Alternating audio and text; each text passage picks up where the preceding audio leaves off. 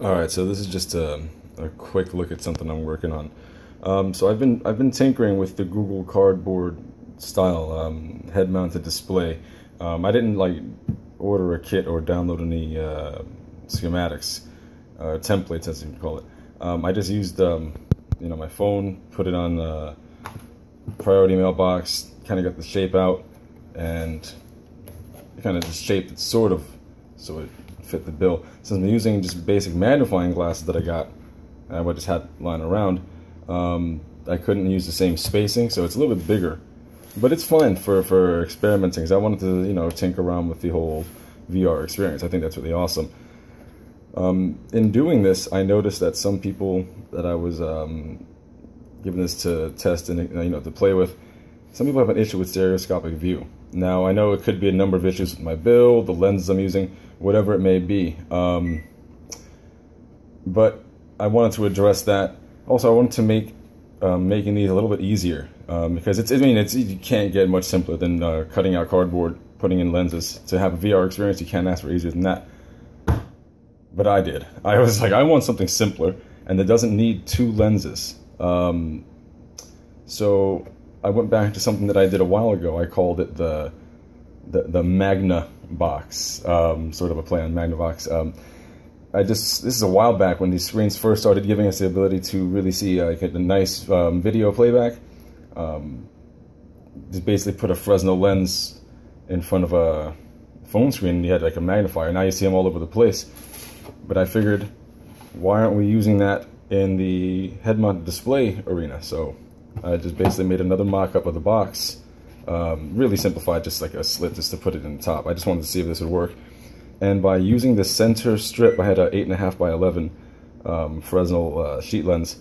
I cut out the center strip, and I kind of put it at this curve to compensate for the distortion from being up close. Now this is I've used this lens for a lot of things. So like a lot of scratches on there. And even with all those scratches, the image quality is pretty damn good. Now, sure, when you're not using both eyes separated, you're not going to get stereoscopic 3D. You're not going to get a real sense of depth. But if you just want to play around, this is a lot easier to make. And it's a lot more forgiving on the eyes for long periods of time. Like if you want to watch a movie, you don't need, if it's not a 3D SBS kind of film where it's actually, on your phone, it'll play in the two screens, right eye, left eye, slightly different, so you're getting the sense of depth.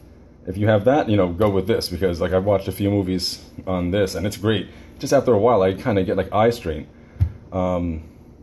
which it could just be from having a phone that close to your face for that long. I don't know. I always set my phone brightness down to pretty dim, because I always worry about eventual night blindness coming from having these screens so close to my face at full brightness. But with this, I'm able to just use any video out of my phone's library and play it in the native player, which makes it full screen. Some of the freer players, there are some great free players that give you the full screen experience with this, but I find there are compatibility issues. I use like MX Player or just a standard video player, and any of my video files play, and it's like having a large screen. It's pretty cool. Another thing about using this is that I don't have to.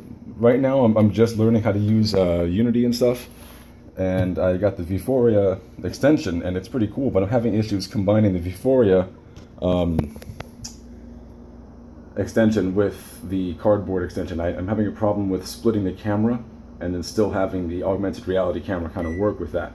So this is a great workaround on that, because I'm able to just pop in my little beginner's attempts at augmented reality apps, and I don't have to worry about splitting the camera. I don't have to worry about making a second camera instance, anything like that. I just make the basic augmented reality app, pop it in here, and I'm good to go. Now, I wish I had my little, what I call my developer phone, my little old phone, a Motorola, here with me, because I would love to show you the difference. But right now it is unavailable. But I just wanted to show you guys that it's possible to do this with just a single sheet lens. Give it a try. You'll see. It's comparable in entertainment value, but far simpler as far as making it. Far simpler. All right, so I'm gonna go ahead and get this thing gussied up with the headset, the magnet, and see if I can get you guys a video of it working. All right.